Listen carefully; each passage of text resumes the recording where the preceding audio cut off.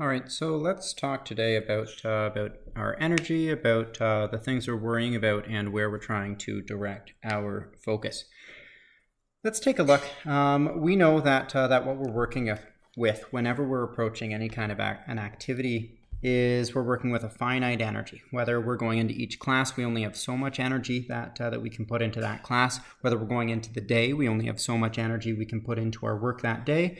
We only have so much energy we can put into our work in a certain week. And frankly, we only have a certain amount of energy we can put in when we're working in each semester, right? If we go pedal to the metal right off the start, we can burn ourselves out if we're using up more energy than we're bringing back into ourselves. So with that idea that we're working with just a finite amount of energy, just a limited amount of energy in every class and every day and every week and in every semester, let's try and take a look at where we're choosing to spend that energy, where we're choosing to worry, where we're choosing to direct our focus, so that we can do our best to choose to value those areas that are going to be beneficial to us. We're trying to show that we value our energy, and we can show we value it by spending it wisely.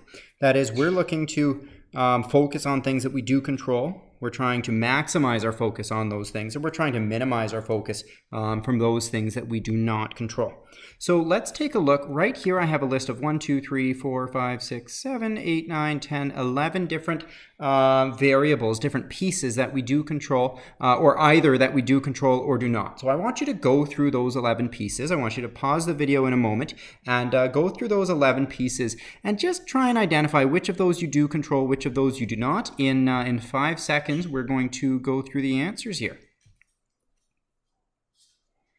So if we look just at this first piece right here, how far we can run in 20 minutes. What do we control? Well, here we control our effort. We control with how much readiness we show up. But no matter what we do, we're not going to be able to run 20 kilometers in 20 minutes. We're not going to be able to run 60 kilometers in 20 minutes. We don't necessarily control how far we run, although we control many aspects that will affect it, many factors that will affect it. We can control different aspects of our readiness. We can control different aspects of how much we have prepared in order to run in 20 minutes, but we cannot control the outcome beyond just trying our best, right? So this first example is something that we are not in control over.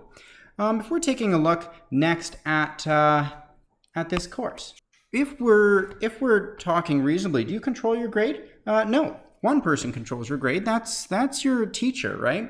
You are not. You're in control of many factors. You're in control over how much you practice. You're in control over how much you're communicating with your teacher, with your friends, with your peers going through the course when you're confused. You're in control of many different pieces, but you are not, sorry for the screeching here, I've got birds in the background, but you are not in control over your grade at the end. I'm the one who's in control.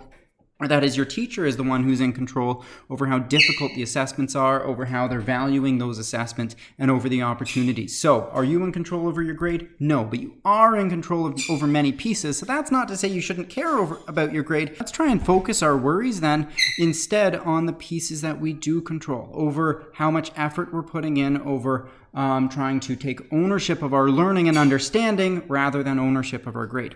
Do you control how much time you spend studying this weekend? Absolutely. That's something that you're able to set up your priorities. Most weekends, you're the one in control over that. Every once in a while, life goes on, things happen. You're not able to put in as much time as you're hoping to over a weekend. But on the whole, you're the person who chooses how you're prioritizing your hours over the weekend. That's the first example here of something that you are in control over. Are you in control over how much math you understand? Absolutely not. You're not in control over that, but you are in control over the effort you put in, the amount of time you put in, and the amount, and again, how you communicate when you're stumped. You're not in control over how much math you understand, because frankly, your teacher, maybe that's me, might not be explaining things in a way that works perfectly for your understanding, right? I'm doing my best, your teacher is doing your best, but that doesn't necessarily mean they're explaining it in a way that you understand. But if you keep approaching things with a with an open mindset, then you can start to control different pieces. That's something you can control that will impact how much math you understand. Are you in control over which courses you enroll in next year? Yes, you're the one who makes that decision, right? You're the one whose mind is going to choose which courses you're going to hit that check mark on, and that's going to be what you're enrolling in the next year. Are you in control over how much money you earn? A little bit. I mean, you're the one who's in control over whether you accept or decline a job offer. But frankly, you're not the one who gets to choose how much money you earn. That's going to be your boss. And even if you are self-employed, what's going to determine how much money you can earn is is going to be how many people are interested in what you're doing, is going to be how much people are willing to pay for the services that you're offering. But you're not the one who's in control over how much money, although, again, you control different factors. Are you in control over how much your friends like your new outfit? No, you are the one who's in control over what you're choosing to wear.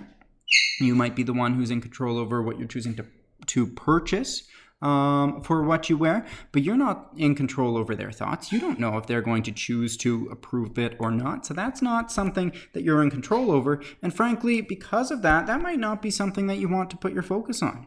Maybe you can focus on, if you're choosing out your new outfit for the day, maybe you can focus on, hey, is this something I feel confident in? Is this something that I feel comfortable presenting myself in? If that's something you feel comfortable with, maybe it's not really your worry or your focus about whether your friends really like your new outfit. Are you in control over what food you choose to eat after school? Yes, the key right there is you choose. You might not be in control over what food you have access to after school. Maybe those who are paying to fill your fridge are not purchasing things that you're hoping to eat. But at the end of the day, you're the one who's going home, maybe looking in a fridge, maybe looking in a pantry, maybe stopping on your way home to purchase something yourself. You're the one who's choosing, who's making that decision. Yes, that's something you are in control over. Are you in control over how long the next math assessment is? No, I think that's pretty darn clear. You are not in control over whether it's 3 pages or 4 pages or 7 pages or 40 pages. Right? Only your teacher is the one responsible for that. That's not something you control. That's why I try and take the emphasis off of the length of those assessments, and we try and make sure that there's a little bit of trust going on here, that I'm going to do my best to create an assessment that will be fair and that will give you an opportunity to show your skills. That's my focus. It's not your worry about how long it is. Are you in control over your focus during practice time in class? I think there's an argument either way, right? I mean, at the end of the day, there might be certain distractions going on in class that affect your focus, but you are in control over your mental approach, right? You're in a lot of control over how you want to approach the class, where you want your focus to be, and a lot of that comes from your motivations. Are you looking at getting as much as you can out of each lesson, or are you showing up to class looking to do as little as possible? If so, it's going to be pretty difficult to focus. So I could make an argument either way. Maybe you are in control over that. Maybe you are not. And lastly, are you in control over whether you ask a peer to explain their thinking during activities? Yes. Are you in control over whether they do explain their thinking or whether they explain their thinking in a way that you understand? No. But you are in control over whether you ask. And as long as you're doing that asking, you're setting yourself up for success. You're doing what you can control. You're taking advantage of an opportunity, but you might not you might not get a positive response. Either way, if you're doing what you can control to take ownership of your learning, you're setting yourself off in a pretty darn good way. So I'll encourage you to pause the video in about 10 seconds here. I want you to think about what are some themes here for those pieces that we do control. And again, that's this one right here. For these pieces that you do control, what do they have in common? For those pieces that you do not control, what do those have in common? Pause the video here. I'll be going over the explanation in just a moment. So here, I'm hoping you may have found it, but frankly, there's a good chance you did not, because this might be the first time you've had a conversation like this or thought about these different pieces. The real difference here between what you do control and what you don't is whether they're outcomes or inputs.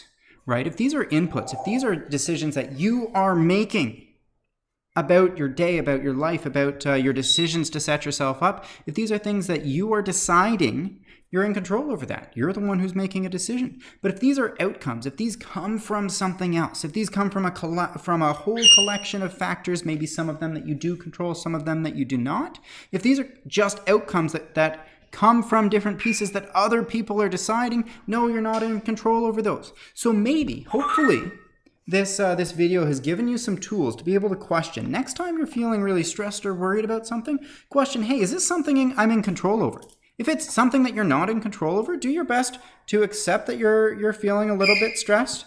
Accept that that's going to be there, but that worrying about it isn't going to help you. So just breathe for a little bit, let those thoughts go on their merry way, and then try and put your emphasis, your focus, your worries, your energy, try and put that focus on pieces that you do control. Because if you're putting it on pieces that you do control, then you're spending your time, you're spending your energy, you're spending your resources in a way that's going to help you. And that's your goal at the end of the day, trying to set yourself up to help yourself.